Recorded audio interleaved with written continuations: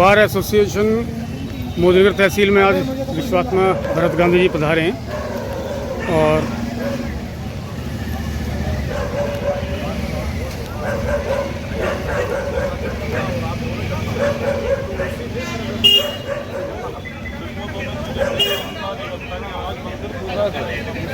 अभी वो क्या कहते हैं कि यार ये वोट प्रभावित क्या करता है इस जगह का, और तहसील में कोई जानता हो ना जानता, मोदी नगर जरूर जानता है। आप किसी दूसरे प्रदेश में जाके पूछो, मध्य प्रदेश में, बिहार में, आप छत्तीसगढ़ में जाके झारखंड पूछो, मोदी नगर सबको पता है। एक बार मेरठ लोग जाने ना जाने, लेकिन मोदी नगर सबको मालूम है। ऐसी जगह बार न होना, ये मेरे लिए भी बहुत झटके वाली बात है। आज ये बात जान के आपकी इस लड़ाई में हम भी साथ हैं। आज के बाद बोर्ड ऑफ रेवेन्यू कुछ बड़े अधिकारी हैं हमारे, मैं उनसे चर्चा करूंगा कि वो यहाँ के कलेक्टर को आदेशित करें कि वो इस छोटा सा काम है, एक जगह अलॉट कर दें। अधिवक्ता बंधु भी आप ही कह रहे थे भाई हम तो अपने पैसे से बिल्डिंग बनाने को तैयार हैं, खाली हमें जगह दे दें, है ना। जगह की बात है, नहीं से बड़ा था काम। खैर कोई बात नहीं, आज जो भी है इसी तरह से समस्याएं आती हैं तो समाधान निकलते हैं। मित्रों, हम 15 विषयों को लेकर के सभी बारों में जा रहे हैं। ये सभी 15 विषय आपके पीले वर्षन लिखे हैं। वैसे YouTube पर हमारे 700 से अधिक वीडियो हैं। हमने लगभग 80 से ज़्यादा किताबें लिखी, बड़ी मोटी मोटी किताबें, इतनी की लाइब्रेरी भर जाए। और मुझे अपने ही किताबें पढ़ना हो तो बहुत मुसीबत का काम है, लेकिन इसके बावजूद भी हमें वही जेनेरिक तरीका अपनाना पड़ रहा जो 100 साल पहले गांधी जी और लोग जगह जगह जा जाके जनसंपर्क करते थे। आज भी वही रास्ता खुला है। मुझे लगता है भविष्य में भी जब तक दो तरफा संवाद नहीं होता, मेरे YouTube के लाखों लोग व्यूअर्स हैं जो हमारी बातों को सुनते हैं, और देश के बड़े बड़े लोग तो जरूर सुनते हैं, छोटे लोग सुने ना सुने, मोदी जी जरूर सुनते हैं, देश के जितने बड़े नेता जरूर सुनते हैं मेरे YouTube के वीडियो। लेकिन वो एक तरफा रिश्ता होता है। आपने हमें YouTube पर सुना तो आपने मुझे जाना, लेकिन मैं आपको नहीं जानता। तो जब हम यात्रा कर रहे हैं, सबसे मिल रहे हैं, तो अब नकुल त्यागी जी भी दुनिया में है, मेरे संपर्क में आए, जगवीर जी हैं, अब आए जब मैं यहाँ आया। तो इसलिए हमेशा दो तरफा रिश्तों से परिवर्तन होता है, एक तरफा रिश्ते से कोई परिवर्तन ना हुआ न होगा।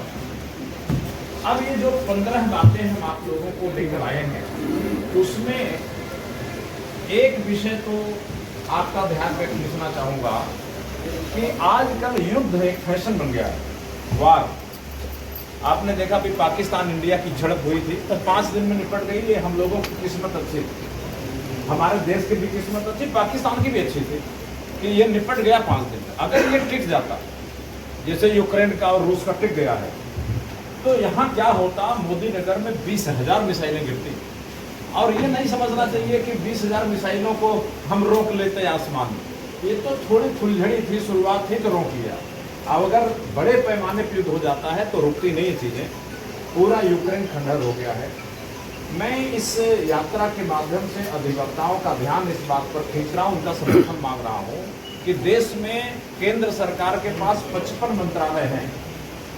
55 मंत्रालय में एक 56वां मंत्रालय जोड़ा जाए, एक नया मिनिस्ट्री कायम की जाए, उसका नाम रखा जाए शांति मंत्रालय। युद्ध के साथ शांति जरूरी है। अगर शांति मंत्रालय बन जाए तो कम से कम कोई एक कृष्ण के लिए जगह बन जाएगी, क्योंकि आज कोई दुनिया में होगा, मोदी नगर में हो सकता है आपकी बार में कोई कृष्ण हो, लेकिन वो कृष्ण जरा चुनाव लड़के देखे। जब चुनाव लड़ेगा तब ये पता चलेगा कि पार्लियामेंट में जाने के लिए 25 करोड़ रुपए खर्चा करने की जरूरत है। तो एक कृष्ण जो ईमानदार होगा और बेईमानी और गलत अपराध का रास्ता नहीं अख्तियार कर सकता, वो 25 करोड़ कहाँ से लाएगा? तो कृष्ण तो चुनाव ही हार जाएगा। अब अगर चुनाव हार जाएगा तो मिनिस्ट्री में जाएगा ही नहीं। इसलिए विधिवत एक सिस्टम बन जाए, एक आरक्षण कर दो कि शांति की बात करने वाला कम से कम एक मंत्री संसद में रहे, वो भी कैबिनेट मंत्री रहे। रक्षा मंत्री हैं हमारे राजनाथ सिंह, विदेश मंत्री हैं। तो ये लोग ये कहते हैं कि मैं पाकिस्तान को नुकसान कैसा करूं, जहां युद्ध हो रहा है उसका फायदा कैसे उठाऊं। उदाहरण के लिए आपको बताता हूं, यूक्रेन का और रूस का युद्ध भारत के लिए फायदेमंद है। ये तो आप जानते होंगे। थोड़ी सी बीबीसी अगर आप सुनते हो, बीबीसी इस पर विस्तार से विश्लेषण आता है। यूक्रेन और रूस का युद्ध जब तक चलेगा भारत का बहुत फायदा, क्योंकि आधे कीमत पर तेल मिल रहा, आधी कीमत पर। जहां पर 40 रुपया में बैरल था, वहां पर 15 रुपया 18 रुपया बैरल मिल रहा। और जब से युद्ध हुआ है, तो अब भारत की सरकार, अभी मैं विदेश मंत्री से मिला तो उन्होंने कहा कि साहब मेरे मंत्रालय से काम करा लो, अब एक नया मंत्रालय क्यों मांग रहे हो? तो हमने कहा आपका मंत्रालय तो ये चाहेगा कि जहां युद्ध चल रहा है वहां और भड़के, आप तो वहां पेट्रोल लेके पहुंचोगे और फगाफक डालोगे, युद्ध और आग भड़के। आग भड़कने से अगर आपका फायदा होता है तो आप भड़काओगे। यही नेशनल इंटरेस्ट है। राष्ट्रहित क्या है? राष्ट्रहित यही है कि दूसरे दो आदमी झगड़ा करें, अगर मुझे फायदा मिलता हो तो झगड़ा कभी ना रुके, हो झगड़ा चलता रहे, यही राष्ट्रहित है। हमें मानवीय हित पर काम करने वाला मंत्रालय चाहिए, ह्यूमन इंटरेस्ट पर, मानव इंटरेस्ट। तो उन्होंने कहा भी मैं प्रधानमंत्री जी से बात करूंगा, और अगर मैं ना समझा पाया तो आपकी मुलाकात कराऊंगा। तो अभी मोदी जी से हमारी मुलाकात तो नहीं हुई है, लेकिन हमारी खबर कुछ ऊपर से आ रही है कि मंत्रालय बनने वाला है। हो सकता है हमारी यात्रा ना पूरी हो, इसके पहले मंत्रालय बन जाए। तो चलो ठीक है, हम कहते हैं एक एक बात हमारी मांगी जाती रहे, तो हमें बधाई देना चाहिए सरकार को और शुभकामना देनी चाहिए कि भगवान करे अच्छी बुद्धि आए, बात मान। हमने इसमें 15वें पॉइंट पर अगर आप पढ़ेंगे पर्चे को, तो हमने टोल टैक्स खत्म करने की मांग उठाई साल भर पहले, और मार्च सद में यात्रा में हूँ।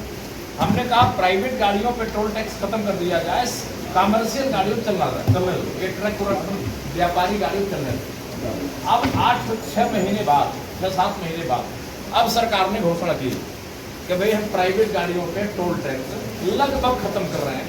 अब उन्होंने कहा कि भाई 3000 रुपया दे दो एक बार, तो हम साल भर का आपका टोल माफ कर देंगे। अब या 200 जगह गाड़ियां आप दौड़ा दो, 200 टोल पार कर लो तो कोई पैसा नहीं लगेगा। 200 टोल का मतलब औसतन 100 के नीचे कोई टोल नहीं है, तो 100 में 200 को पूरा कर दीजिए, सर कितना हुआ? 20,000। जहां एक आदमी को 20,000 देना, कम से कम बोल रहा हूँ, ये 30-35,000 होता, जहां 35,000 देना था अब सरकार 3,000 ले रही है। तो हमारी पूरी बात तो नहीं मानी गवर्नमेंट ने, लेकिन आधी अधूरी बात हमारी मान ली। 2,000 रुपये देखो, 3,000 साल भर का कोई ज़्यादा नहीं होता है, तो जो गाड़ी रखते हैं इतना खर्चा करते हैं। तो हमारी 2 मांग तो गई, ये 15 में से 2 बात सरकार, हमारी यात्रा अभी आधी भी ना हुई, वो मान लिया है। अब हम तीसरी बात जो बात कर रहे हैं कि यूरोप में भी ये सीमा संबंधी झगड़े हैं, जैसे भारत पाकिस्तान झगड़ा है, कश्मीर का सीमा विवाद, ऐसा वहाँ भी है। एक स्पेन देश सुना होगा आपने, स्पेन बड़ा छोटा सा, बड़ा पिद्दी भर का देश है यूरोप का, हालांकि बढ़िया देश है, और उसका पड़ोसी है फ्रांस। यूरोप में फ्रांस सबसे ताकतवर देश है, ये तो आपने सुना होगा, बहुत ताकतवर देश। उसके पास एटम बम है, यहाँ तक कि उस यूरोप में उसके पास वीटो पावर भी है। फ्रांस इतना पावरफुल कंट्री है, लेकिन यूरोप के 28 देशों की एक सुप्रीम कोर्ट है। जैसे हमारे भारत, पाकिस्तान, नेपाल, भूटान, अगर पड़ोसी देशों की एक सुप्रीम कोर्ट बन जाए, तो वहाँ जो झगड़ा होता है, वहाँ मिसाइल नहीं चलती, युद्ध नहीं होता, सेना नहीं लड़ती है सीमा के विवाद के, वहाँ वकील खड़े होते हैं।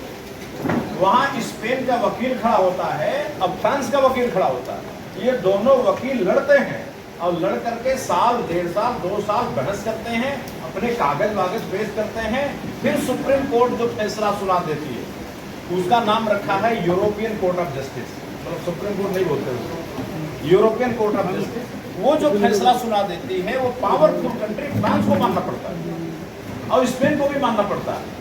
इसीलिए आपने सुना नहीं होगा कि यूरोप के देशों में कभी युद्ध हुआ, ऐसा आपने सुना नहीं होगा। वही हिटलर था, हिटलर की लड़ाई अंतिम लड़ाई।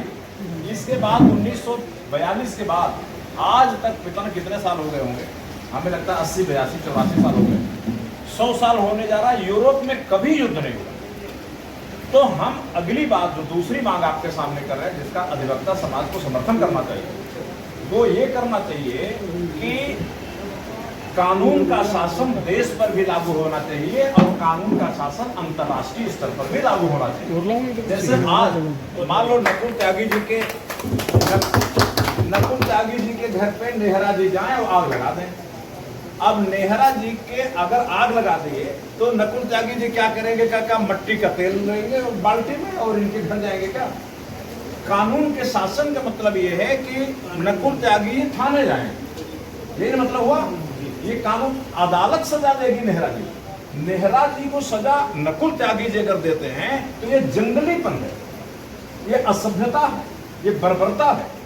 तो जब हम देश के अंदर कानून बना लिए, थाने बना लिए, अदालत बना लिए, तो दुनिया के स्तर पर यह काम क्यों नहीं किया हमने? आप समझ रहे हैं? मान लो आतंकवाद हमास ने इजराइल पर कर दिया, ठीक, तो वो एक हमला था, आतंकवादी हमला था, बहुत बड़ी घटना चाहिए था, इजराइल को थाने में जाना चाहिए था, लेकिन थाना है कहां? दुनिया की अदालत है कहां? इंटरनेशनल कोर्ट ऑफ जस्टिस को किसी भी तरह के कंप्लायंस का जुरिस्डिक्शन नहीं है। मतलब सिफारिश कर दिया, जैसे गांव के पंचायत होते हैं, पंचायत कर दी, अगर दोनों पक्षों ने मान लिया तो मान लिया, नहीं तो बात खत्म। इंटरनेशनल कोर्ट ऑफ जस्टिस को कोई पावर ही नहीं है। इसलिए पूरी दुनिया आग में जलती जा रही है। हम ये कह रहे हैं दूसरी बात जो हमारे परिचय में लिखा है, हम चाहते हैं कि भाई एक दक्षिण एशियाई यूनियन बन जाए। भारत, पाकिस्तान, नेपाल, भूटान, श्रीलंका, मालदीव, ये जो पड़ोसी देश 8-9 हैं, इन 9 देशों की एक साझी संसद बन जाए, जैसे कि यूरोपियन संसद है। इनकी एक सुप्रीम कोर्ट बन जाए। अरे उसको सुप्रीम कोर्ट मत बोलो, कुछ और नाम दे देना, लेकिन देशों की साझी संसद बन जाए। और आपका एक साझी पुलिस बन जाए। जो आपका ये जो गाजियाबाद का एसएसपी है ना, गाजियाबाद के एसएसपी जब संधि पर दस्तखत हो जाएगी तो गाजियाबाद के एसएसपी को पेशावर ट्रांसफर कर दो पाकिस्तान। अब पाकिस्तान में कहां आतंकवादी सेंटर चल रहा है, ये पाकिस्तानी सेना पुलिस तो मत छोड़ो, इंडिया की पुलिस वहां चली जाए, अब वहीं बस जाए, आने की जरूरत नहीं है। वहीं पेशावर से ट्रांसफर हो इस्लामाबाद, इस्लामाबाद से ट्रांसफर हो कराची, वहीं घूमे, यहाँ आने की जरूरत नहीं है। जब इंडिया की पुलिस पाकिस्तान चली जाएगी तो वहां कोई आतंकवादी सेंटर चलेगा क्या भाई? चलेगा? नहीं चलेगा।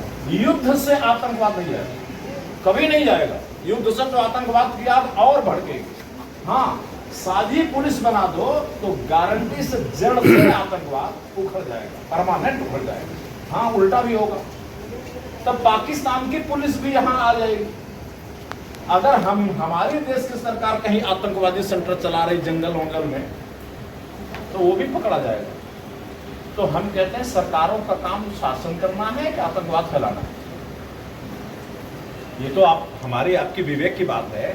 सरकारों को हमने ये कहा था कि जाके आतंकवादी सेंटर चलाना। पाकिस्तान की भी जनता ने कहा नहीं तुम टेररिज्म सेंटर चलाना, वो चलाते हैं। हो सकता है भारत सरकार चलाती है, हमें कैसे पता कि चलाती है कि नहीं चलाती? ये तो जब अंतरराष्ट्रीय पुलिस बन जाए, अंतरराष्ट्रीय अदालत बन जाए, तब वो जहां जहां होंगे सब पकड़े जाए या ये बंद कर देंगे। इसलिए साझी पुलिस, अंतरराष्ट्रीय अदालत, अंतरराष्ट्रीय संसद और एक नोट जो महात्मा गांधी छपे हैं ना, मैं आप लोगों से प्रस्ताव रख रहा हूँ, ये नोट बंद कर दो। महात्मा गांधी फोटो भी हटा दो। आपको दिल पे बड़ा धक्का लगेगा, यार मेरे राष्ट्रपिता है, हटा दो, लेकिन मेरी पूरी बात सुनेंगे तो आपको अच्छा लगेगा। ऐसा दिल से प्रेम यूरोप वालों को भी था, उनका भी राष्ट्रपिता था सभी नोटों पर।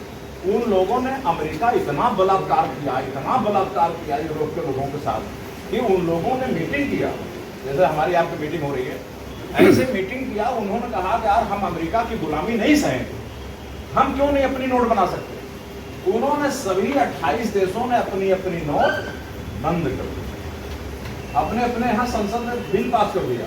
हम सब नोट अपनी बंद करके पूरे 28 देशों की एक नोट चालू कर दी। आपने नाम सुना होगा यूरो डॉलर, नाम सुना है ना, अखबारों को पढ़ने को मिलता है।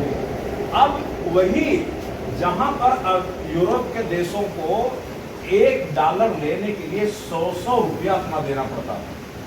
अब क्या हो गया, डॉलर हो गया सस्ता और यूरोपियन डॉलर हो गया महंगा। अमेरिका चला गया नीचे और यूरोप चला गया ऊपर। जो काम उन्होंने किया वो काम हम क्यों नहीं कर सकते? आज क्या है, हमारे $1 अमेरिका का लेना हो तो हमें कितनी नोट देनी पड़ रही है? आज 86 से 88 रुपया है ना, 86-88 रुपया देना पड़ रहा। मतलब उनकी एक नोट, हमारी 88 नोट एक तराजू पर रखो तो उनका $1 आएगा। ये जुल्म कब तक चलेगा? और क्या हम प्रधानमंत्री बदलने से जुल्म खत्म कर लेंगे? ये नहीं हो सकता। एक ही तरीका है जो यूरोप ने अपनाया। भारत, पाकिस्तान, नेपाल, भूटान, श्रीलंका, मालदीव, इन सब का कर बनाओ एक नोट और महात्मा गांधी वाली नोट कर दो बंद। जिस दिन आपने ये काम किया उसी दिन अमेरिकन डॉलर 88 से झटका मार के 8 रुपए पे आकर अटकेगा, 8 रुपए। और जब ये हो जाएगा तो क्या है, आज वो कहते हैं कि हम तो टैरिफ लगा देंगे, तुम्हारी सामान वहां नहीं जा रहा। अरे भाड़ में गया तू अमेरिका यार, हमारी सामान पाकिस्तान खपेगी, बांग्लादेश में खपेगी, नेपाल में खपेगी, वहां खपेगी, अमेरिका भेजने की क्या जरूरत? यानी आज जिस तरह का बलात्कार ट्रंप कर रहे हैं हमारे देश के साथ, ये बात सहने लायक नहीं है। इस बारे में एक ही उपाय है, हम यूरोप का रास्ता जिस दिन अपनाया समस्या उसी दिन कर। तीसरी बात, एक अमीरी रेखा की वकालत कर रहे हैं। गरीबी रेखा तो आप जानते हैं कि जिनके कच्चे मकान हो सरकार उनको गरीब कहती है, जो 125 रुपया रोज नहीं कमाते उनको सरकार गरीब कहती है।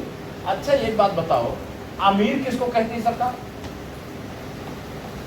क्या अमीरी की कोई परिभाषा, कोई कानून है? नहीं है। पता नहीं आपको मालूम है कि नहीं, 10 साल पहले गौतम अडानी के पास 4 लाख करोड़ रुपए थे और अब उनको 10 साल में 13 लाख करोड़ रुपए हैं। आज की कीमतों में 13 लाख करोड़ रुपया रखने वाला आदमी कानून की नजर में अमीर नहीं है। 13 लाख, आप सोच रहे हो कितनी रकम होगी? आपने तो कभी देखा ही नहीं, मैंने भी नहीं देखी। मैं थोड़ा गाड़ी की शक्ल बताता हूं कि 13 लाख करोड़ में कितनी गाड़ी मिलेगी। वो डिजायर मारुति वाली सामने खड़ी है, ऐसी कार कितनी मिलेगी जो 10 लाख रुपए, 10 लाख रुपए में एक कार मिलती है तो 1 करोड़ में 10 मिलेगी। 1 करोड़ आपके पास हो तो जाके मार्केट से 10 कार खरीद के ले आओ। 13 लाख करोड़ में कितनी आएगी? 13 लाख करोड़ आगे एक जीरो और जोड़ दो, 10 गुणा कर दो, 130 लाख करोड़ कार। मतलब भारत के 130 करोड़ आदमियों को, खाली छोटे छोटे बच्चे छोड़ दो क्योंकि जनसंख्या कितनी है 146 करोड़, तो 16 करोड़ छोड़ दो, 16 करोड़ छोटे बच्चे होंगे, बच्चों को छोड़ दो, बाकी हर आदमी को ये जो सामने खड़ी है ना डिजायर कार, ऐसी कार सबको फ्री में दे दो, पूरे देश के हर आदमी को दे दो। जितना पैसा होता है उतना एक आदमी के पास है, वो है गौतम अडानी, और वो अमीर नहीं है। मैं एक अगली मांग कर रहा हूं कि भाई अमीरी रेखा का कानून बने, कम से कम 13 लाख करोड़ वाले को अमीर घोषित किया जाए, उनके साथ अलग बर्ताव किया जाए। जैसे गरीबों के साथ अलग बर्ताव, देखो आप बीपीएल कार्ड लेके चला जाए, जो सुविधा ले लेगा आप नहीं ले पाओगे, हम नहीं ले पाएंगे, लेकिन वो ले लेगा। ऐसे कुछ उनके साथ अलग बर्ताव किया जाए जो अमीर घोषित करे जाए। मेरा इसमें प्रस्ताव ये है, बहुत छोटा था, कि 100 करोड़ तक की संपत्तियां कोई व्यक्ति मरने के बाद अपने बच्चों को दे पाए। 100 करोड़, 100 करोड़ में कितनी गाड़ी मिलेगी? एक जीरो बढ़ा दीजिए, कितनी मिलेगी? 1000 कार। 1000 कार का पैसा हराम में उत्तराधिकार में मिल जाए, सक्सेशन। लेकिन जो इससे ज्यादा की रकम है वो सरकार के पास चली जाए, और वो कहां जाए पैसा? हम अभी थोड़ी देर बात करेंगे रोजगार के अधिकार। सबको सरकारी नौकरी का अधिकार मिले, उनके वेतन में चले जाए सैलरी। जो सरकार कहते हैं मेरे पास वेतन देने पैसा नहीं है, जब पैसा जिनके पास सरकार के लेने की हिम्मत ही नहीं है तो पैसा रहेगा ही नहीं, कभी नहीं रहेगा। अगली बात हमारी है कि 100 करोड़ को अमीरी रेखा बनाई जाए। मैं जापान की बात बता दूं, अगर नोट करते बाद में बात इकट्ठे कर रहे हैं। जापान में इस पर कानून है, जापान में कोई भी व्यक्ति मरता है तो फ्लैट 80% सरकार के पास जाता है, एकदम फ्लैट। हम तो बड़ा हल्की बात कर रहे हैं, वहां तो छोटी रकम वालों का अगर 50 करोड़ है तब भी उसका 80% सरकार पा जाएगा। अमेरिका में 50% जाती है वेल्थ टैक्स। अभी मोदी जी ने वेल्थ टैक्स एक दिन चर्चा की थी, बाद में हंगामा मचा, फिर चुप हो गए। मोदी तो चाह रहे थे कि वेल्थ टैक्स पर थोड़ा चर्चा देश में हो, लेकिन आग लग गई, बोलने से ही आग लगी, इस बार सब मामला चुप हो गया। तो अब ये आवाज वकीलों को उठाना चाहिए कि जैसे डॉक्टर भी कहता है कि हमारा ब्लड प्रेशर 80 के नीचे नहीं होना चाहिए और 120 के ऊपर नहीं होना चाहिए, डॉक्टर कहता कि नहीं, ऐसे भारत माता का भी ब्लड प्रेशर पैसे से तय होता है। अगर किसी आदमी के पास अरबों रुपया खरबों रुपया है तो उसका बीपी बहुत हाई है। और जाके किसानों के वहां चले जाओ मोदी नगर में, अभी गाजियाबाद में जाके मेरठ में जाओ, किसानों की हालत इतनी खराब, पैसे ही नहीं, तो उनका ब्लड प्रेशर तो एक 80 छोड़ो 18 पे चल रहा है, 18 पे बीपी चल रही है, उनकी बीपी 120 नहीं 1200 पे चल रही है। तो ये जो मिसमैनेजमेंट है, कुप्रबंधन है, अराजकता है, ये अराजकता खत्म हो जाएगी रेखा बन जाए तो। अब इस पर प्रश्न हो के हम लोग बाद में बात करेंगे। इस पर हमारी बड़ी मोटी मोटी किताबें हैं, बहुत विस्तार से लिखा है। अगली बात, दो बातें में, एक सेक्शन है आईपीसी का, आईपीसी का एक सेक्शन है, नहीं था 497, ये तो वकील हैं आप जानते हैं। 497 कहता था कि परिवार की मर्यादा बनी रहनी चाहिए। अगर परिवार का मर्यादा का उल्लंघन होता है तो अदालत की शरण में या थाने की शरण में कोई भी नहीं जा सकता था। अगर किसी की पत्नी व्यभिचार में शामिल हो, किसी दूसरे पति के साथ विवाहेतर संबंध में शामिल हो, तो वह व्यक्ति पति मुकदमा करने का अधिकारी था। लेकिन 2018 में यह सेक्शन रद्द कर दिया गया। यानी रद्द करने का मतलब क्या था कि अब किसी की पत्नी किसी के साथ जाए, और उल्टा किसी का पति 2-4 गर्लफ्रेंड लेके घूमे कनॉट प्लेस घूमे, सब ठीक है। अब व्यभिचार अपराध नहीं रहा, अब व्यभिचार क्या है, सदाचार। अभी अखबार में आपने कल पढ़ा होगा, मेरे पास किसी ने व्हाट्सएप किया है आज ही, अमीनगर सराय ही बगल में है, अमीनगर सराय की कोई लड़की, उसने ये कहा है थाने में कि मैं अपने पति के साथ केवल 15 दिन रहूंगी और मैं अपने बॉयफ्रेंड के साथ 15 दिन बाकी दिन रहूंगी, महीने में 15-15 दिन बांटूंगी। पता नहीं पढ़ा कि नहीं आपने अखबार, अभी कल की खबर, कुछ लोगों ने पढ़ा होगा, अभी कल की खबर है। वो कह रही कानून हमें अधिकार दे रहा है कि मैं, मेरी मर्जी, मेरी शरीर कहाँ जाती है, किसके साथ सोना पसंद करती है, ये तो कानून मुझे हक दे दिया। तो अब मैं अपने बॉयफ्रेंड को कैसे छोड़ दूं, वो बेचारा बहुत अच्छा आदमी है। तो वो करीब 15 दिन मैं बॉयफ्रेंड के साथ, प्रेमी के साथ रहूंगी, 15 दिन पति के साथ रहूंगी। अच्छा ये बात बताइए, उस लड़की को प्रेरणा किसने दिया? उस लड़की को प्रेरणा कानून ने दिया। और ये जो प्रेरणा उस लड़की को मिली है, कल आपके परिवार में भी घटना घटने वाली है। मत समझना, आपके मन में भी लड्डू फूटने लगेंगे, यार अब तो आजादी मिल गई, काहे को एक से काम बनाए 2-4 और ले लें। भाई ये तो पतन होना, गिरना इंसान का स्वभाव है। उठने में तो ऊर्जा लगती पहाड़ी चढ़ना, अगर गिरना हो तो पतन के लिए कोई ऊर्जा नहीं लगती। पतन तो सामने खड़ा है, जब चाहो गिर जाओ। इसलिए सुप्रीम कोर्ट में बहस हुई, उन्होंने कहा साहब स्त्री के शरीर पर पति का अधिकार नहीं, अब पति के शरीर पर पत्नी का अधिकार नहीं है। इससे राइट ऑफ प्राइवेसी वायलेट हो रही है। और जो पति पत्नी ने शादी किया था, वो जो निकाह किया था, वो जो 7 फेरे लिए थे, वो एक समझौता था। ठीक है, उसकी रजिस्ट्री नहीं हुई थी रजिस्ट्रार के यहाँ, एग्रीमेंट नहीं हुआ था, उस पर नोटरी नहीं हुई थी, ठप्पा नहीं लगा था किसी वकील का, लेकिन वो समझौता था। समझौता वफादारी का था कि आज हम बंधन में बंध रहे हैं, मैं तुम्हारे प्रति वफादार रहूंगा और तुम मेरे प्रति वफादार रहूंगी। दोनों ने शपथ लिए थे। जब निजता के अधिकार की बात को सामने करके ये कानून रद्द किया गया तो वो समझौता टूटा कि नहीं? वो बात वफादारी वाला समझौता टूटा कि नहीं? और अगर पति पत्नी में वफादारी नहीं रहेगी या जरूरत नहीं है तो शादी क्यों होनी चाहिए? तब शादी का कोई औचित्य है? अगर मान लो बिना सोचे समझे, अच्छा इस पर कोई जनमत संग्रह हुआ, देश के परिवारों से, लोगों से पूछा गया? अरे अधिवक्ताओं से पूछ लेते, पूरे देश में वकीलों से एक जनमत संग्रह करा लेते, भाई वकील बिरादरी बताए कि कितने वकील अपनी पत्नी को दूसरे के साथ भेजने को तैयार हैं। एक सर्वे कर लेते, देखते कितने वकील तुमको वोट देते, पता चल जाता। कुछ भी नहीं पता चला, किसी को बताया ही नहीं।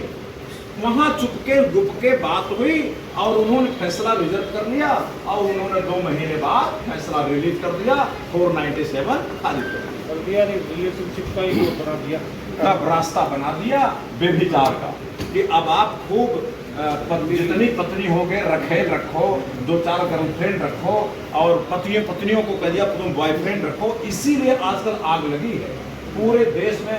मोदी नगर तो छोटी जगह है, यही बगल में गाजियाबाद है, नोएडा है और गुड़गांव है, दिल्ली, वहां जाके देखिए हर घर में आग लगी है।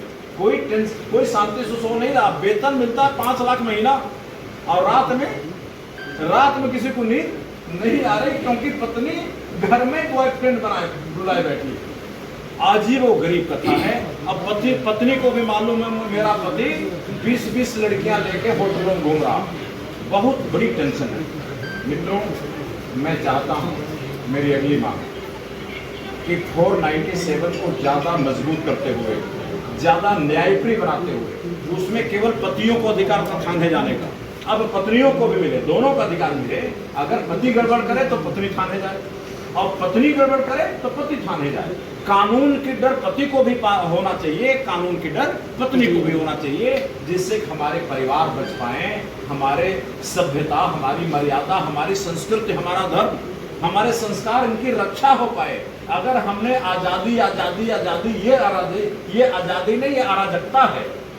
एनार्की एंड फ्रीडम 2 चीजें होती हैं। हमें आजादी तो मिलनी चाहिए, हमारी पत्नी को भी मिलनी चाहिए, लेकिन अराजकता का अधिकार, एनार्की का अधिकार ना हमें मिलना चाहिए, ना हमारी पत्नी को मिलना चाहिए, किसी को नहीं मिलना चाहिए। इसलिए अधिवक्ता बिरादरी से मैं कह रहा हूं कि भाई 497 को ज्यादा संतुलित, ज्यादा न्यायिक बना के भारतीय न्याय संहिता में एक नया सेक्शन जोड़ा जाए और एक नया विधेयक संसद में पेश किया जाए। अब ये मांग वकील नहीं करेगा तो क्या किसान नेता करेगा, क्या मजदूर नेता करेगा, जिसको पता ही नहीं। वो जो 497 अभी बोल दोगे तो कहिए 497 क्या, वो कहे 497 कम पावरफुल होता है, 498 बनाओ। वो सोचता संख्या बढ़ाने से पावर बढ़ती होगी। ये तो एक वकील ही जान सकता है ना कि भाई कानूनों की महिमा क्या है। इसलिए यह काम वकीलों का। अगली बात हमारी 8वें का, तो आरक्षण से संबंधित बात है। एक सुप्रीम कोर्ट ने अभी फैसला दिया, आपको याद होगा, अभी 4-6 महीने की बात है। सुप्रीम कोर्ट ने कहा कि SC ST में जो रिजर्वेशन है वो सही जगह नहीं पहुंच रहा। उसने कहा कि SC ST रिजर्वेशन में क्रीमी लेयर लगा दिया जाए। मतलब ये था कि कलेक्टर के बेटे को कलेक्टर ना बनाया जाए, रोक लगाई जाए। यानी एक बार जो कलेक्टर बन गया, बच्चों को आरक्षण से बाहर कर दिया जाए। ये सिस्टम पहले से जाट गुर्जर में है, सैनी में है, लोधी में है, यादव में है, OBC में पहले से चल रहा। सुप्रीम कोर्ट ने कहा कि जो OBC में एक सिस्टम चल रहा क्रीमी लेयर का, कि एक बार कलेक्टर कोई बन गया तो वो फिर रिजर्वेशन उसके परिवार, उसका वंचित हो जाता है। यही सिस्टम लागू कर दिया। और उन्होंने ये भी कहा कि कुछ जातियां, सरकार सर्वे कराए, कुछ जातियां जिन्होंने आरक्षण का ज्यादा फायदा ले लिया उनको आरक्षण से वंचित कर दिया जाए, उनको अलग कैटेगरी दे दी जाए। यानी एक जाति है मीना, सुना होगा मीना। पूरे भारत में एक ही जगह है, केवल राजस्थान है, और उसने आरक्षण का लगभग 80% कब्जा कर लिया, 80% आजादी से तक अब तक। और जो 2500 जातियां हैं ST की, उन बेचारे को कुछ भी ना मिला, एक जाति ने सब कब्जा कर लिया। ये बात सुप्रीम कोर्ट ने अपने ऑर्डर में लिखा और ये कहा कि भाई सरकार को जिम्मेदारी है कि वो सर्वे कराए और एक नया लेजिस्लेशन विधेयक संसद में पेश करें और इस आदेश को कानूनी शकल बनाए। ये मामला क्या हुआ कि 131 सांसद हैं SC ST इसमें दिल्ली में, वो सारे कांग्रेस वाले, बीजेपी वाले, सपा बसपा वाले सब यूनाइट हो गए। वो प्रधानमंत्री से मिले, उन्होंने कहा साहब अगर सुप्रीम कोर्ट का फैसला लागू हुआ तो हम एक ही दिन इस्तीफा दे दें। अब हम प्रधानमंत्री के खिलाफ मोर्चा खोल दें।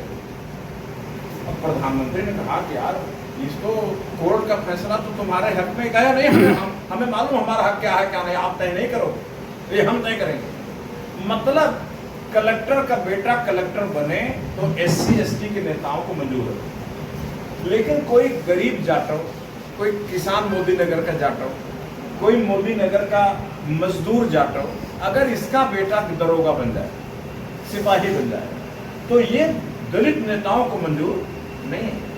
वो कहेंगे आरक्षण खत्म, मतलब अमीरों का आरक्षण मिला तो उसे आरक्षण माना जाएगा। अब अगर हमारी ही बिरादरी जाटव, गरीब जाटव को, किसान जाटव को आरक्षण मिल गया तो आरक्षण नहीं माना जाएगा, ये आरक्षण खत्म हो गया।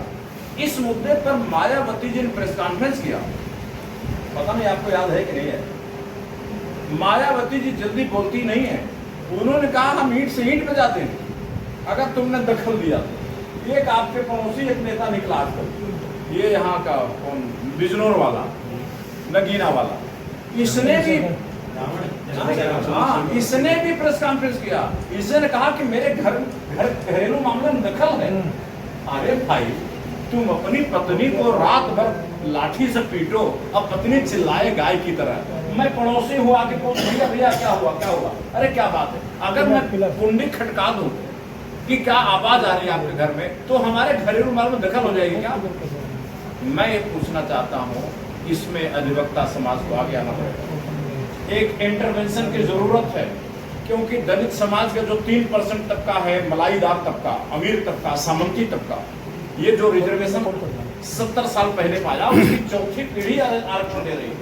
एक कलेक्टर का बेटा 99% पाता DPS में, दिल्ली पब्लिक स्कूल में, और उनका जाटो का बेटा, ये जो मोदी नगर वाला है, ये नाक रगड़ के 74% नहीं पाता। तो 74% वाला 99% वाले से जब टकराएगा कंपटीशन में, नीट में, जी में, IAS में, BCS में, रेल में, बैंक में, तो किसको नौकरी मिलेगी? 99% वाले। यानी अब दलितों का शोषण ब्राह्मण नहीं कर रहा। अब दलितों के लिए ठाकुर खतरा नहीं है, जाट खतरा नहीं है, यादव खतरा नहीं है, गुर्जर खतरा नहीं है।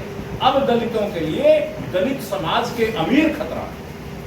और वो मिसगाइड कर दिए कि अगर ये आरक्षण का फार्मूला, सुप्रीम कोर्ट का फैसला लागू हो गया तो रिजर्वेशन ही खत्म हो जाएगा, हमारी कुर्सियां खाली रह जाएंगी। मैं आपको बता दूं जरा आंकड़े से, जो ये लोग कहते हैं कि रिजर्वेशन में कुर्सियां खाली रहेंगी, ये जो सरकारी कुर्सियां हैं 4 कैटेगरी होती हैं। ये लोग पूरी बात बताते नहीं है, अपने समाज को मिसगाइड कर रहे हैं, अपने समाज के पीठ में छुरा घोंप रहे हैं। मैं आपको आंकड़ों से ही बात बता दूं, जिससे आपको सुविधा, आप लोग वकील हो, कोई बात कहो तो तर्कों से कहो, बिना तर्क के कोई बात ना कहो। सरकारी नौकरियां 4 कैटेगरी होती है। सबसे नीचे कौन कैटेगरी होती है? उसे कहते हैं चतुर्थ श्रेणी, मतलब तहसील का चपरासी, चतुर्थ श्रेणी। और दूसरी नौकरी कौन होती है? द्वितीय श्रेणी, तृतीय श्रेणी, उसको क्या कहते हैं? लिपिक, क्लर्क, बाबू। ये चतुर्थ श्रेणी चपरासी की कोई नौकरी में कोई पद कभी खाली नहीं गिरा। आप पता कर लीजिए, किसी दलित अमीर नेता से पूछिए, मुझे सबूत दो कि कौन सी चपरासी की कुर्सी खाली रह गई और किस सन में खाली रह गई, मुझे बताओ, आंकड़े देख बताओ। कभी खाली नहीं रही। और दूसरा तृतीय श्रेणी क्लर्क, क्लर्क की एक कुर्सी कभी खाली नहीं रही, नेवर। अब आओ ऊपर आओ, PCS, SDM की कुर्सी कब खाली रही, मुझे बताओ, एक बताओ कभी खाली रह गई? कभी कोई खाली नहीं रही। अब आओ ऊपर आओ, IAS, यहां खाली है, लेकिन IAS में भी कलेक्टर का पद कोई खाली कभी नहीं रहा, कलेक्टर पद खाली नहीं रहा। ये यूनिवर्सिटी के जो प्रोफेसर होते हैं ना, ये भी फर्स्ट क्लास में आते हैं, जो 2.5 लाख रुपए वेतन लेते हैं, इसमें में ले रहे हैं 3 लाख रुपए। तो ये जो प्रोफेसर हैं, ये कुर्सी सही में खाली। उसका कारण क्या है? खाली होने की वजह ये है कि ये जो दलित समाज के लोग अपने बच्चों को कुछ विभागों में नहीं जाने देते हैं। जैसे आसमान में जो रिसर्च होती है, अंतरिक्ष विभाग, वहां अपने बच्चों को भेजते ही नहीं। तो जब अंतरिक्ष विभाग की कुर्सियां आती हैं, नौकरी आती है, वैकेंसी, वो खाली छूट जाती है। फिर ये एविएशन मतलब क्या हो गया हिंदी में? एविएशन, उड्डयन, हाँ, उड़ान, ये हवाई जहाज वाला, इसमें अपने बच्चों को नहीं भेजते।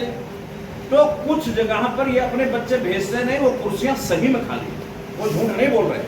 लेकिन 5 जो 4 वर्ग हैं केवल फर्स्ट क्लास में टेक्निकल में खाली है, यानी 2.5% 1.5% से ज्यादा कुर्सियां खाली नहीं रहती है। तो भाई मैं कहता हूं फर्स्ट क्लास की जो नौकरी है उसमें रिजर्व क्रीमी रेयर लागू ना करो, लेकिन सेकंड क्लास में लागू कर दो, थर्ड में लागू कर दो और चपरासी में लागू कर दो। यानी सिपाही तो बनने दो, दरोगा तो बनने दो, है ना, या पीसीएस वो जो सीओ तो बनने दो, हाँ एसपी मत बनने दो। एसपी वाले पर लागू करो कोई बात नहीं, लेकिन बाकी तो 98% समस्या खत्म हो जाए। दो ये कुर्सी तो रह जाएगी, ठीक है जाओ कलेक्टर के बेटा कलेक्टर बनता रहे, लेकिन बाकी को तो मत बनने दो। ये पहल कौन करेगा? दलित समाज के अमीर लोगों ने कहा मैं नहीं करूँगा, क्योंकि इसमें डायरेक्ट मेरा नुकसान है, मेरा ही बेटा फंस रहा। सांसद के बेटा सांसद नहीं बन पाएगा, सांसद क्यों समर्थन करेगा? और दलित बिरादरी अपने मेरी जाति का जाटव है, जाटव जीत जाओ, जाटव को वोट दे दिया और जाटव का किया, लखनऊ चला एमएलए बन के, दिल्ली पहुंच गए एमपी बन गए और वहां काजू किशमिश बादाम खाया।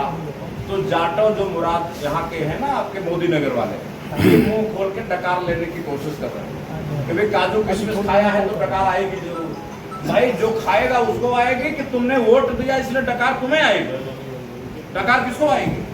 ये जो काम जाटव कर रहे हैं, कमोबेश जाट भी यही काम कर रहे हैं, ये यादव भी कर रहे हैं। अखिलेश भैया जीतो, अखिलेश भैया जैसे अखिलेश भैया मुख्यमंत्री हो जाएंगे, अब काजू किशमिश खाएंगे तो सारे यादवों को डकार आना चालू हो जाएगी। ऐसा कभी होता है क्या? ये नहीं, ये मूर्छा है, मूर्छा। इस राजनीतिक मूर्छा से समाज को उबारना ही पुनर्जागरण है। अभी आरक्षण की है, अंबेडकर साहब ने कहा था कि मेरी बिरादरी चुनाव लड़के जीत नहीं पाएगी। जब अंग्रेज गए जाने लगे तो उन्होंने कहा कि मेरे को आरक्षण दो, क्योंकि मेरी बिरादरी का जाटो बेचारा जाएगा नामांकन करने, इसको मार के भगा देंगे ये जमींदार लोग।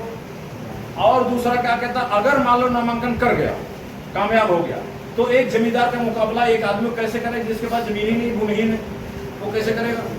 इसलिए अंबेडकर साहब ने कहा कि चुनाव हम नहीं जीत पाएंगे, इसलिए हमें आरक्षण दो। हमारी जनसंख्या 22.5% है, अंबेडकर साहब ने कहा, तो 22.5% एमपी, 22.5% एमएलए की सीट हमारे बिरादरी नाम आरक्षण दो। तो जो टिकट देगा, चाहे कांग्रेस दे, बीजेपी दे, कोई भी दे, वो टिकट किसको मिलेगा? SC ST को मिलेगा। तो जो ही जीते, लेकिन बिरादरी मेरी जीतेगी, तो आरक्षण मिल गया। मैं एक बात पूछता हूं, चुनाव न जीत पाने के आधार पर SC ST को आरक्षण मिला, तो देश में 25% जनसंख्या अभी कच्चे घरों में रहती है। जो बीपीएल में है, सरकार ने बीपीएल के कारण उनको पकड़ा रखे हैं। तो ये जो 25% समाज है, गरीबी रेखा के नीचे वाला, ये एमएलए का चुनाव और एमपी का चुनाव लड़के जीत लेगा क्या? नहीं जीत लेगा? जिसके रोटी के लाले पड़े नहीं जीत पाएगा। अगर नहीं जीत पाएगा तो एक बात बताइए, ये 25% समाज का प्रतिनिधित्व, 25% समाज का प्रतिनिधित्व ना हो, ये अन्याय नहीं है? मैं अंबेडकर साहब के तर्ज पर, उन्हीं के तर्कों पर एक बात आपके सामने सबमिट कर रहा हूं कि अगर अंबेडकर साहब ने कहा कि हमारी बिरादरी चुनाव नहीं जीत पाए तो आरक्षण मिले, तो 25% जनसंख्या भी चुनाव नहीं जीत पाएगी, इसलिए बीपीएल को 25% आरक्षण मिलना चाहिए, बिलो पॉवर्टी लाइन। इसी तरह एब पॉवर्टी लाइन, यानी जो गरीब तो नहीं है लेकिन अंबानी भी नहीं है, हेलीकॉप्टर वाले भी नहीं, बीच में है, ये वकील समाज। मोटरसाइकिल वाले, ये छोटी मोटी कार जिनको अपने तो खरीद सकते नहीं, शादी होती है तो दहेज मिल जाती है, तो वो मोटरसाइकिल वाले कार वाले हो जाते हैं अचानक, चाहे कार चला पाए ना चला पाए, कहीं खड़ी रहे घर के सामने, लेकिन तब चलती है जब ससुराल जाने हो, तो जरूर चल जाते, वहीं ससुराल नहीं जाकर फिर खड़ी होती है। तो कार वाले हैं, लेकिन हकीकत में कार वाले हैं नहीं, बेकार हैं बेकार, लेकिन कहते क्या हो, कार वाला। तो ये जो बेकार वाले लोग हैं, मोटरसाइकिल वाला समाज, इनकी जनसंख्या देश में 72% है, कितनी है? 72 to 74, हम 72 ही मांगो, चलो कम वाला मांगो। 72% समाज क्या चुनाव में एमएलए चुनाव 5 करोड़ खर्चा कर लेगा? कर लेगा? अच्छा, एमपी के चुनाव में 25 करोड़ खर्चा कर लेगा? नहीं कर पाएगा। तो जब 72% समाज चुनाव नहीं जीत सकता तो इसको रिजर्वेशन मिलना चाहिए। इसलिए मैं कहा, अगर अंबेडकर साहब कहते हैं मेरी बिरादरी चुनाव नहीं जीत सकती, हमें रिजर्वेशन चाहिए, तो उन्हीं अंबेडकर साहब के तर्कों पर 25% रिजर्वेशन बीपीएल समाज को चाहिए, गरीबों को, गरीबी रेखा के नीचे वालों को, और गरीबी रेखा के ऊपर वालों को 72% आरक्षण चाहिए। 72%। अगर 72% आरक्षण मिल जाए तब आपके नेहरा जी और आपके नकुल त्यागी तब यहाँ ना बैठे मिलेंगे, क्योंकि 2 लाख रुपए खर्चा होगा इलेक्शन में। 2 लाख रुपए एमपी एमएलए के इलेक्शन खर्चा होगा, तो मोटरसाइकिल बेच देंगे। अरे मोटरसाइकिल बेचेंगे 80,000 मिलेगा और 1.5 लाख कर्जा ले लेंगे। कर्जा लेकर 2 लाख रुपया खर्चा कर देंगे, तो यानी चुनाव लड़ने की हैसियत हर वकील के ऊपर होगी। ये जितने किसान नेता ना, राकेश टिकैत वगैरह, ये कोई चुनाव जीत नहीं सकता। हल्ला चाहे जितना मचा लो, रोड जाम रोज कर लो, रेल जाम कर लो, अब चुनाव लड़के देखो। मैं भी राकेश टिकैत का 2 दिन मेहमान था अभी मुजफ्फरनगर, अभी बार की मीटिंग में गया था वहाँ। हमने उनसे पूछा कि चुनाव क्यों नहीं लड़ते? देखो हंसने लगे, मेरी औकात है क्या चुनाव लड़ने की? राकेश टिकैत की औकात नहीं है तो चुनाव लड़ने। आप समझ रहे? आप किसानों की बात करते हो, ये मोदी नगर के किसान नेता और वकील चुनाव लड़के जीत पाएंगे? ये सब आप लोगों को अनुभव सही नहीं है, लड़के देखना है बात। यानी अगर रिजर्वेशन मिलेगा तो मिडिल क्लास मध्य वर्ग हाउस में जाएगा, अगर रिजर्वेशन नहीं मिलेगा तो ये वर्ग क्या करेगा? डकार लेने के लिए मुंह खोलेगा, अपनी बिरादरी का कोई अमीर लाएगा दिल्ली से आया करके मोदी नगर में चुनाव लड़वाएगा। जाट क्या करेगा? यार कोई जाट जीत जाए, अब जाट जीत जाए, और कोई ब्राह्मण क्या कहेगा? ब्राह्मण कोई लाओ अरबपति, वो चुनाव जीत जाए। अब चूंकि हमने वोट दिया तो हम डकार लेंगे, डकार लेने की कोशिश करेंगे, खाना खाएगा वो, काजू किशमिश खाएगा वो। इसलिए जब हमने कभी अपने बारे में सोचा ही नहीं, हमने अपने परिवार के बारे में कभी सोचा ही नहीं, हमने क्या सोचा? मेरी बिरादरी का अरबपति आए, चुनाव लड़े, मैं उसको जिताऊं और वो काजू किशमिश खाए और मैं डकार मारूं। अगर ये सोच हमारी बनी रही तो हमारा विकास कभी होने वाला नहीं। मध्य वर्ग को संसद में जाना पड़ेगा, वकीलों को पार्लियामेंट में जाना पड़ेगा। जो वकील मुकदमा लड़ते हैं लड़ते रहे, लेकिन जो वकीलों में सामाजिक क्षमता है, जैसा नकुल त्यागी इतनी कम उम्र में आप इनको सचिव चुन दिया, क्या मतलब हुआ? नकुल त्यागी इतने कम उम्र में आप सचिव बना रहे हो, इसका मतलब इस आदमी में सामाजिक पोटेंशियल है। अब सामाजिक पोटेंशियल का इस्तेमाल आपकी ये कैंपस है आपका मोदी नगर का, ऐसे आदमी को तो हाउस में रहना चाहिए ना, वहां जाके बोले तो इस आदमी को ऊर्जा का ज्यादा फायदा मिलेगा। आप मोदी नगर में इस आदमी का क्या इस्तेमाल करेंगे बताओ? नहीं कर सकते। दुरुपयोग हो रहा है, प्रतिभाओं का दुरुपयोग, इसे कहते हैं प्रतिभाओं की हत्या, मर्डर हो रहा, मर्डर। अब ये मर्डर कभी नहीं रुकेगा अगर रिजर्वेशन न मिला। इसलिए मित्रों, मैं एपीएल को 25%, एपीएल को 72% और बीपीएल को 25% और हवाई हेलीकॉप्टर वालों को 3% आरक्षण की वकालत कर रहा हूँ। मेरी यह बात अच्छी लगे तो इस लड़ाई में शामिल हो। आज नहीं तो कल, आज नहीं तो कल इस लड़ाई को हम जीतेंगे। ये ठीक है, शुरुआत तो ऐसे ही होती है। शुरुआत ये ना समझे हमारी तो छोटी मोदी नगर छोटी सी मीटिंग हो रही है, अरे 20 लोग बैठे, 20 लोग नहीं, एक ही आदमी कमाल कर देता है। 20 तो बहुत होते हैं, ये 20 आदमी अगर लग जाए ना, आग लग जाए, ये खाली 20 आदमी। मित्रों, तर्क आपका ठीक होना चाहिए, न्यायपूर्ण होना चाहिए, सही होना चाहिए। कुतर्क ना करो, गलत बातें ना बोलो, जुल्म की बात ना करो। हम जो बात कर रहे हैं वो ये है कि जाकी जिसकी जितनी संख्या भारी, क्या बोलते थे काशीराम? जिसकी जितनी संख्या भारी उसकी उतनी हिस्सेदारी। तो 72% संख्या भारी मोटरसाइकिल वालों, तो 72% एमपी एमएलए मोटरसाइकिल वाले होने चाहिए। और 3% संख्या भारी हेलीकॉप्टर वालों, तो 3% हेलीकॉप्टर वाले होने चाहिए। और कच्चे घर वालों को भी जाना चाहिए, भले उनका कुर्ता फटा हो, उनके गाल पचके हो, 25 साल में 30 साल में बुढ़े लगते, कोई बात नहीं, दूध पिएंगे, काजू किशमिश खाएंगे दिल्ली में जाके, 5 साल फिर उनका गाल चमकने लग जाएगा। कोई बात नहीं, अगर गाल फटा हुआ है तो फटे गाल वाला एमपी बनना चाहिए। गोरे गाल वाले की जरूरत क्या है? गोरे गाल वाले गोरों का प्रतिनिधित्व करें, अब फटे गाल वाले फटे गालों का प्रतिनिधित्व करें। यही लोकतंत्र है जिसका होना चाहिए। मित्रों, हम चाहते हैं आप इसका समर्थन करें। और अंतिम बात जो पहली पर्चे में पहला पॉइंट लिखा तो अंत में बोल रहा हूं और उसका भी समर्थन चाहूंगा। रोजगार का अधिकार, राइट टू एम्प्लॉयमेंट। इस समय सभी पार्टियां कहती हैं कि मुझे चुनाव जिताओ, 2 करोड़ को नौकरी दूंगा। होते कि नहीं? प्रधानमंत्री बोले, प्रधानमंत्री से ज्यादा पावरफुल कोई पद होता है क्या इंडिया में? अब प्रधानमंत्री फेल हो गए कि नहीं? तो क्या प्रधानमंत्री का नियत थी तो लोगों को रोजगार न मिले? नियत इंटेंशन था क्या? नहीं। अरे लोगों को बेरोजगार रख के प्रधानमंत्री क्या मिलने वाला है? प्रधानमंत्री तो चाहता है कि रोजगार मिल जाए, लेकिन कुछ मजबूरियां, वो मजबूरी प्राइम मिनिस्टर को सता रही है। अगर आप भी उनकी कुर्सी बैठ जाओ ना, भगवान करे नेहरा जी आप कभी प्रधानमंत्री बन जाओ, हमारे दिल की कामना है कभी प्रधानमंत्री कुर्सी बनो और वो मजबूरी का सामना आप करो। वहां भी आदमी मजबूर है, वो नहीं कर पा रहा। प्राइम मिनिस्टर की कुर्सी पर बैठ के भी कुछ काम नहीं संभव है। इसलिए जब प्राइम मिनिस्टर फेल हो गया तब मैं अगली मांग कर रहा हूं, अब कानून की जरूरत है। इसका मतलब रोजगार की समस्या राजनीतिक तरीके से हल नहीं होगी। रोजगार के लिए एक कानून संसद में आए, राइट टू एम्प्लॉयमेंट। जैसे सूचना का अधिकार आया और 10 रुपया खर्चा करके वो अधिकार प्राप्त हो गए जनता को जो सांसदों विधायकों के थे। आपके कलेक्टर से सूचना मांग लेना और मजबूरी हो सूचना देना, ये केवल एमपी एमएलए के लिए संभव था। लेकिन कानून बनने के बाद अदना सा आदमी, छोटा मोटा आदमी 10 रुपया जमा करे, सूचना देनी पड़ती है। किसी को देनी पड़ती नहीं, अदालत डंडे कर देती है। कैसे हुआ कानून बनने का? रोजगार, आर्टिकल 21 संविधान का क्या कहता है?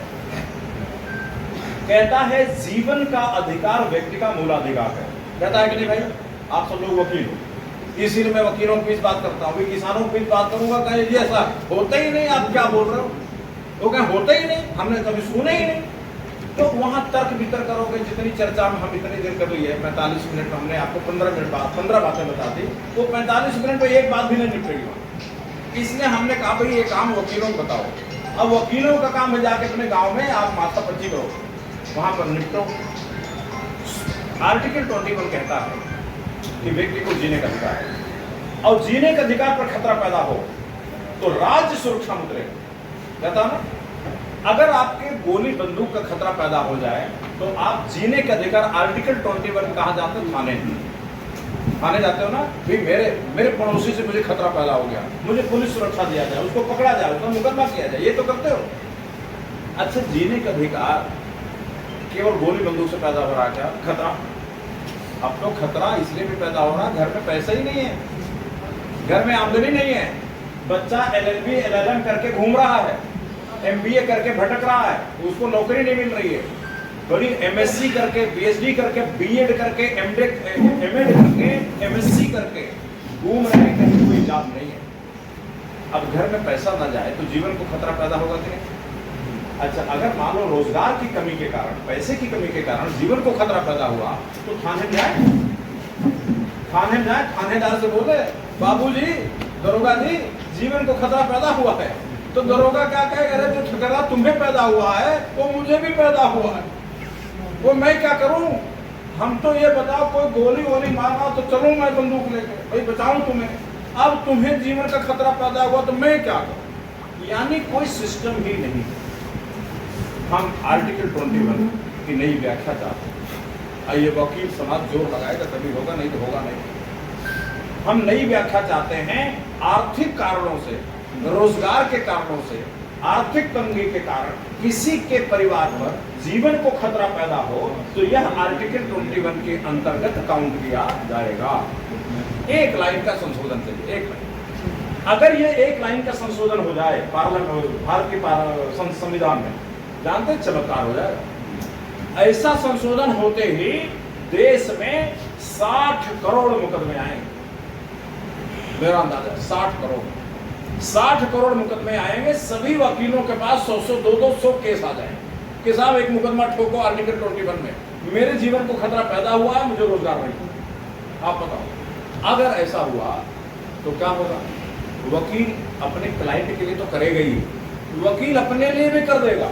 क्योंकि वकील की स्थिति यह है कि वकील जहां 1000 मुकदमे महीने भर में देख सकता है, उसके पास पूरे 150 मुकदमे, कभी कभी 150 में 80 मुकदमे पूरे महीने में देख रहा हूं। यानी उसकी क्षमता 1000 की है। अब केस कितने हैं उसके पास? 100, 150, 200 बस। यानी 80% उसकी ऊर्जा का उपयोग नहीं हो रहा। वो 80% बेरोजगार है और 20% रोजगार प्राप्त है। इकोनॉमिक्स में इसको क्या बोलते हैं? Disguised unemployment. हिंदी में बोलते हैं प्रच्छन्न बेरोजगारी। अर्थशास्त्र पढ़ने वाले लोग, आपने यूनिवर्सिटी पढ़ा होगा। वकील प्रच्छन्न बेरोजगारी का शिकार है। ये जो किसान है ना, किसान, ये जो दुकान वाले बैठे ना, पानी की दुकान खोल के, ये क्या दुकान कर, दिन भर बैठे, ग्राहक आता ही नहीं, दिन भर बैठे, पूरे दिन में 5 ग्राहक आया, 5 ग्राहक को 5 टी-शर्ट बेच करके बैठे, क्या करूं भैया, दुकान लेकर बैठा हूं। वो बेरोजगार है। आप समझ रहे हो कि रोजगार प्राप्त है, दुकान बैठा, गलत सोच रहे हो आप। उसकी ऊर्जा का सदुपयोग नहीं हो रहा। इसलिए मेरा अंदाजा 60 करोड़ लोग डायरेक्ट अनएम्प्लॉयमेंट या इनडायरेक्ट अनएम्प्लॉयमेंट के शिकार। और ये जैसे ही आर्टिकल 21 में रोजगार मौलिक अधिकार बना, रोजगार करना, हम काम करना चाहते हैं, सरकार की जिम्मेदारी मुझे काम दे, नहीं मेरे हाथ खड़े रहेंगे, मैं चुपचाप बैठा रहूंगा। एक तो मेरा दिमाग बर्बाद हो जाएगा, मेरा दिमाग का बल्ब बुझ जाएगा, मैं आत्महत्या करूंगा। या अगर हम अपराधी वृत्ति के हैं तो अपहरण का धंधा शुरू करेंगे, राहगीरी करेंगे, भाई एक चाकू को लेके रास्ते में खड़े हो जाएंगे गन्ने के खेत में, कोई रात गुजरता है, भाई रुक रुक रुक, लाला मोबाइल दे, मोबाइल दे, मोबाइल दे। दिल्ली में खूब चल रहा है, पता नहीं आप लोग खबर सुन रहे हैं?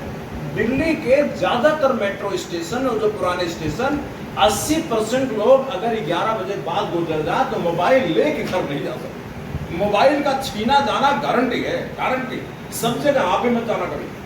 दिल्ली जैसे शहर में इतना अपराध फैला, पुलिस वाले भी कहते हैं क्या करें, इनके पास कोई रोजगार ही नहीं, अब क्या करें? उनका यार मोबाइल छीन, उसमें कुछ हमें दे देना। सभी थाने वालों ने अपना सेटिंग कर लिया, मोबाइल छीनो और मोबाइल छीन के मुझे उसमें थोड़ा हिस्सेदारी पकड़ा दो। पुलिस अपराधी मिलकर ज्वाइंटली ऑपरेट कर रहे हैं दिल्ली जैसे शहर में, जबकि दिल्ली पुलिस फेमस पुलिस है, वर्ल्ड लेवल की पुलिस है दिल्ली पुलिस को। आप मोदी नगर की पुलिस मत समझना, बहुत हाईली प्रोफेशनल इंटरनेशनल लेवल की पुलिस है दिल्ली पुलिस। बावजूद इसके अपराध नहीं रुक रहे भाई। जब सब समाज का 80% आदमी बेरोजगार हो जाएगा तो आपके मोबाइल भी छीने जाएंगे। आप मत समझना कि मैं तो बार का प्रेसिडेंट हूँ, बार के प्रेसिडेंट के भी मोबाइल छीन लिए जाएंगे। अब आप कुछ नहीं कर पाओगे, जाके कहते हैं ना मुकदमे करना, पहले मोबाइल तो रात में देना पड़ ही जाएगा। इसलिए मित्रों, समाज को वहां तक मत जाने दीजिए, समाज को वहां मत जाने दीजिए। एक छोटी सी बात मैं कह रहा हूँ, रोजगार के अधिकार का समर्थन करिए। ये कानून बना 2011 में संसद ने पास किया था। मेरे पास तो भी आज किताब है नहीं, अगर होता तो मैं दिखाता, सर गाड़ी में होगा ना। अच्छा चलो, छोटी सी है, ये हनुमान चालीसा है। ये संसद में 2011 में एक वोटरशिप अधिकार के नाम पर देश के औसत आमदनी का आधा हिस्सा देश के लोगों के खाते तक पहुंचाने का प्रस्ताव पास हुआ। इस कमेटी के चेयरमैन थे भगत सिंह कोश्यारी, पता नहीं नाम सुना है कि नहीं। उत्तराखंड के मुख्यमंत्री थे, रिटायर होने के बाद वो संसद गए थे, इसी के चेयरमैन थे। और भगत सिंह कोश्यारी कमेटी ने ये जो आज हमने चर्चा की, ये चर्चा 2004 में संसद में हुई थी। आज कितना 21 साल पहले, 21 साल हो गया, और 2011 में प्रस्ताव पास हो गया, लेकिन आज तक पैसा लोगों को मिल नहीं रहा। अगर रोजगार का अधिकार बन जाए तो अदालतें छोटा सा फैसला देगी कि भाई ये आदमी को जीवन का खतरा पैदा हुआ है। अदालत आदेश देती है कि जिले का कलेक्टर इस आदमी को 11,900 रुपया, जो इसमें संसद ने पास किया हुआ, 11,900 रुपया उसके खाते में आज ही के तारीख से देना शुरू करे। और जब इसको सरकारी नौकरी मिल जाए तो ये पैसा बंद कर, प्रति माह। अरे भाई तो का ये रोज थोड़ी, प्रति माह की बात हो रही है। 11,900 मिलने लगा। मान लो 2 वकील हैं, पति पत्नी दोनों वकील हैं, अपनी प्रैक्टिस करते रहो और पति पत्नी 2 मुकदमे ठोक दो। तो कम से कम 11,900 और दोनों को आएगा तो 23,800 रुपया, मतलब 24,000 घर में आने लग जाएगा। 24,000 घर में आने लग जाएगा। अपने क्लाइंट के भी मुकदमे कर दो, अपने लिए भी मुकदमे कर दो, 24,000 आते रहे और मुकदमा अपना जो भी तहसील चल रहा चलते रहो। तो अगर इतना पैसा आ जाए तो अडानी के पास छोड़ने से तो अच्छा अपने घर में ले लो। लेकिन कोई आवाज नहीं उठा रहा। इसी का फायदा उठा के अखिलेश ने कहा 11,900 नहीं दूंगा, ये 11 पास हुआ, अब 12 में अखिलेश ने ही पढ़ा। अब अखिलेश ने क्या कहा, मैं लैपटॉप दूंगा। कितने के लैपटॉप? उस जमाने में लैपटॉप 15,000 का था, मतलब 2 महीने का पैसा मान लो, 1.5 महीने का, 2 महीने का पैसा अखिलेश दिया और सारे आपके बच्चे लैपटॉप ले लेके अखिलेश का गुणगान गाने लगे। और उन्होंने 11,900 महीना मिल रहा था वो भूल गए। फिर इसी को पढ़ करके राहुल गांधी ने कहा 2019 कि मेरी सरकार बनवाओ, 6,000 महीना, न्याय पाओ, न्याय। और चुनाव जब तक राहुल गांधी बोलते रहे, जैसे चुनाव खत्म हुआ राहुल गांधी चुप। फिर अभी 24 के इलेक्शन राहुल गांधी ने यही किताब पढ़ के, ये तो पतली है, मोटी किताब संसद वाली है, गाड़ी में कहीं रखा होगा, उस किताब को पढ़ के राहुल गांधी ने क्या कहा, मेरी सरकार बनाओ 2024 में और 8,500 रुपया खटाखट पाओ, 8,500 पाओ, ये इसी किताब पढ़ रहा हूं। लेकिन अब राहुल गांधी विपक्ष के नेता है, कभी मोदी के सामने बोल रहे हैं? कभी बोले? आप सुने? मैं इसलिए बोला कि जो बेरोजगारी की तकलीफ आपने नेताओं छोड़ दिया। अरे भाई, जो 25 करोड़ खर्चा करके एमपी बन रहा, जो 5 करोड़ खर्च के एमएलए बन रहा, वो उसको बेरोजगारी का दर्द है क्या? उसका बेटा बेरोजगार है क्या? उसकी बेटी बेरोजगार है क्या? उसका दामाद बेरोजगार है क्या? कोई बेरोजगार नहीं है। तो जो बेरोजगार नहीं है, बेरोजगारी का कांटा जिनको धंसा नहीं है, वो संसद के अंदर है। और बेरोजगारी का कांटा जिनको धंसा है, वो संसद के अंदर घुसने पर रोक लगी है, प्रतिबंध लगा, दरवाजे बंद हैं। आप चाहे कितने प्रतिभाशाली वकील हों, यहाँ के हों, आप कितने प्रतिभाशाली वकील हाई कोर्ट के हों, आप कितने टैलेंटेड वकील हों, अगर 25 करोड़ रुपया खर्चा नहीं कर सकते तो अपनी प्रतिभा अपने घर में लेकर बैठे रहो, हाउस में नहीं जा सकते, रोक लगी है। मित्रों, रिजर्वेशन कानून चाहिए, एपीएल बीपीएल, रोजगार का अधिकार बनना चाहिए, जिससे कम से कम हर परिवार को 24,000 जाना शुरू करो। अपने माँ बाप, बुढ़े माँ बाप का भी कर दो केस, 24,000 बुढ़े माँ बाप का भी आने लगेगा। अब 24,000 आने लगे तो बहुएं नहीं बोलेंगे कि माँ बाप तो बाहर जाओ, मैं जा रही हूँ बाहर। तो माँ बाप, बुढ़े माँ बाप को गरम गरम तेल मालिश करेंगे, क्योंकि हमारा वो ससुर कभी मरना नहीं चाहिए। जब तक ससुर जिंदा है तब तक आ रहा है, अब जिस दिन ससुर ऊपर उस दिन पैसा बंद। आखिर ससुर तो इस्तेमाल करेगा नहीं, पैसा तो बहू इस्तेमाल करने वाली है। तो जितने ससुर लोग बेचारे आजकल अनाथ घूम रहे हैं, सारे ससुरों के पैरों में गर्म तेल लगना चालू हो जाएगा। कौन करेगा? बहुएं। मित्रों, मेरी बात खत्म हुई, अब आपसे प्रेयर पढ़ूं। आप लोग मुकदमा करते हो तो लास्ट में प्रेयर पढ़ते हो। हमारी तकरीर खत्म हो गई, अब आप मेरी अदालत हो, अब मेरी प्रेयर है, उस प्रेयर पर विचार करें। क्योंकि मैं मोदी ने कहा ऐसे थोड़ी आया भैया, मार्च से चल रहा हूँ, 6,000 किलोमीटर यात्रा कर चुका हूँ, कितना खर्चा होता है, मेरा टाइम बर्बाद हो रहा है।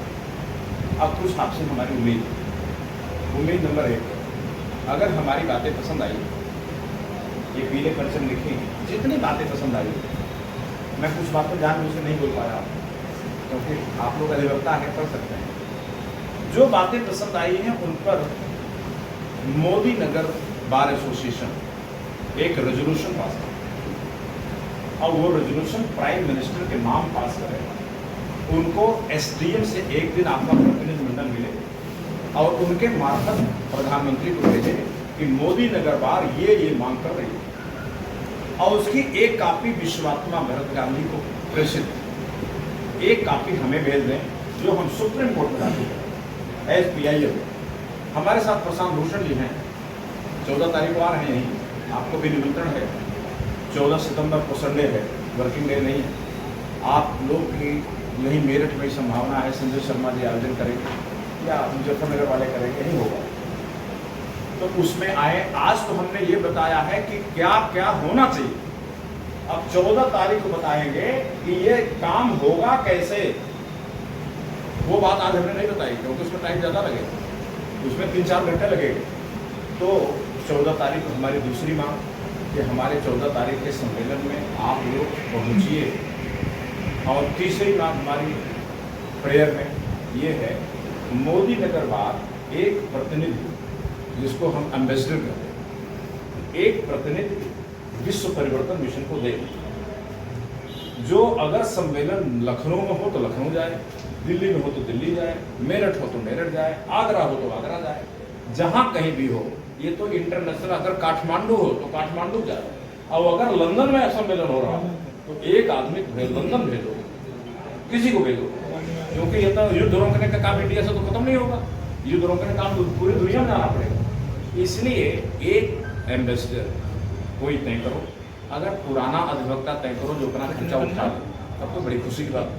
कोई नया अधिवक्ता बेचारा अभी यदि प्रैक्टिस में आया हो, तो अगर उसका समय लो तो बार के कोष से उसके कम से कम लखनऊ गया तो 1000 रुपया उसका नौचंदी का खर्चा आने जाने, तो 1000 रुपया बार उठाए।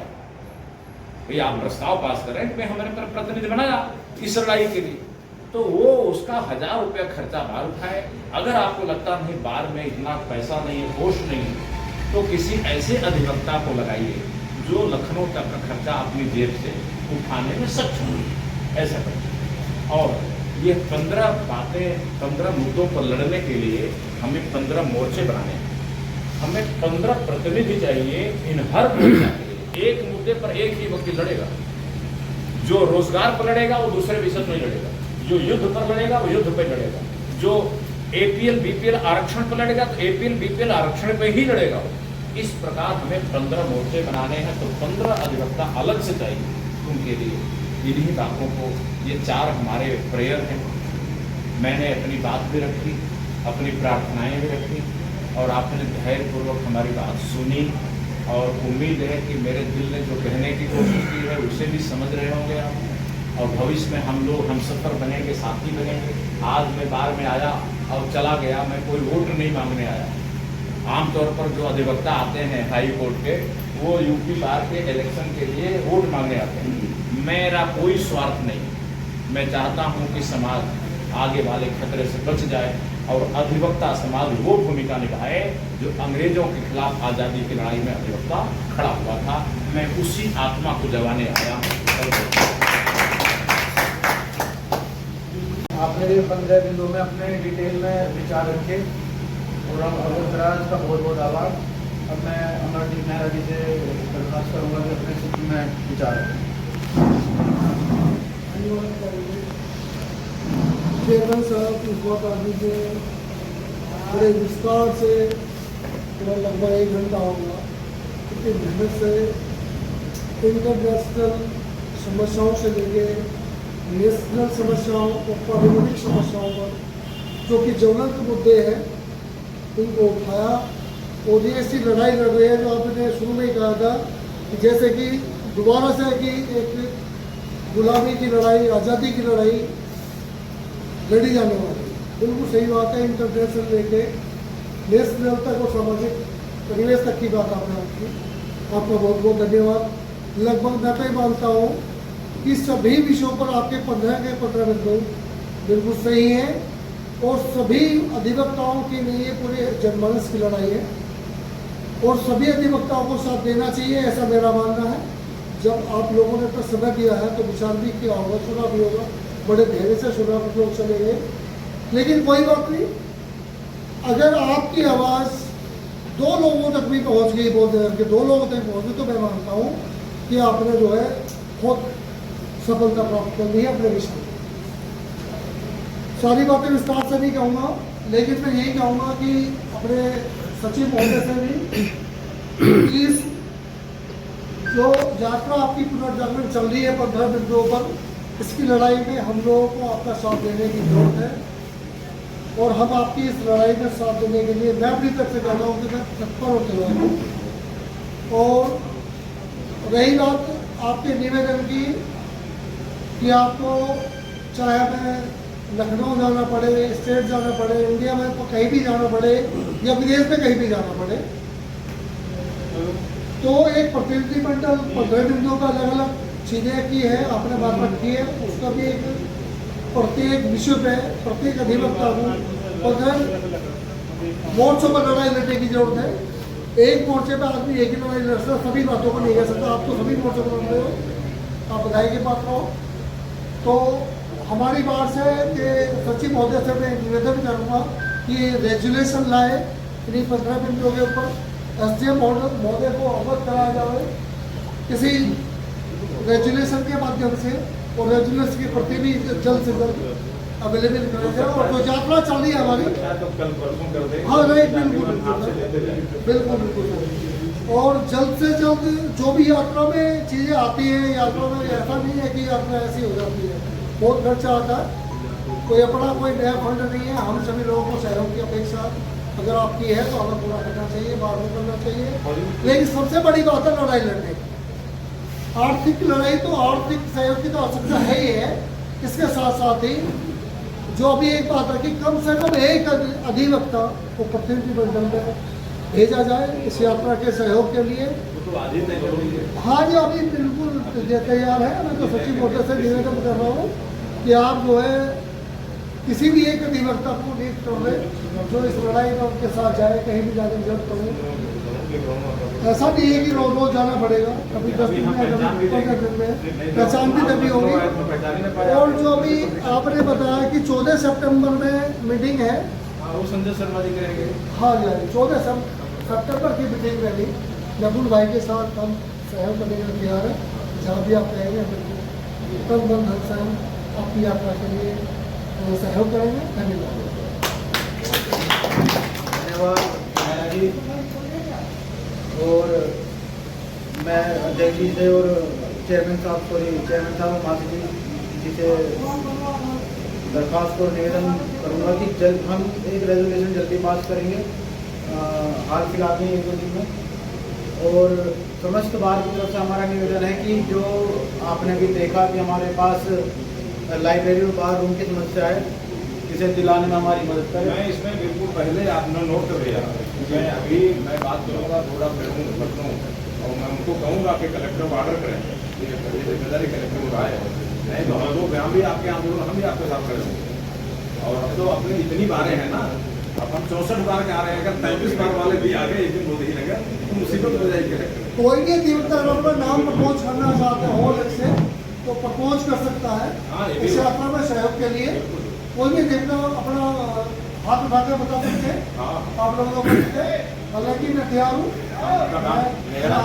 मैं तैयार हूँ पर्ची करने के लिए। बाकी कोई भी लोग नहरा जी हर चीज में आगे रहते हैं हमारे, इनकी भागीदारी पूरी रहती है। ये चैम्बर किसका है जी? ये अमित नहरा जी का चैम्बर है। ये लगा हुआ है ना मतेंद्र मान, हमें दोनों है। इनको भी जिम्मेदारी दो। हाँ, why not? तैयार हो। बहुत बहुत धन्यवाद। 2 बिंदुओं पे अपनी नजर जमाई। आप कुछ पूछ रहे हैं? अच्छा, मैं एक बात पूछना चाहता हूँ, जैसे आप कह रहे हैं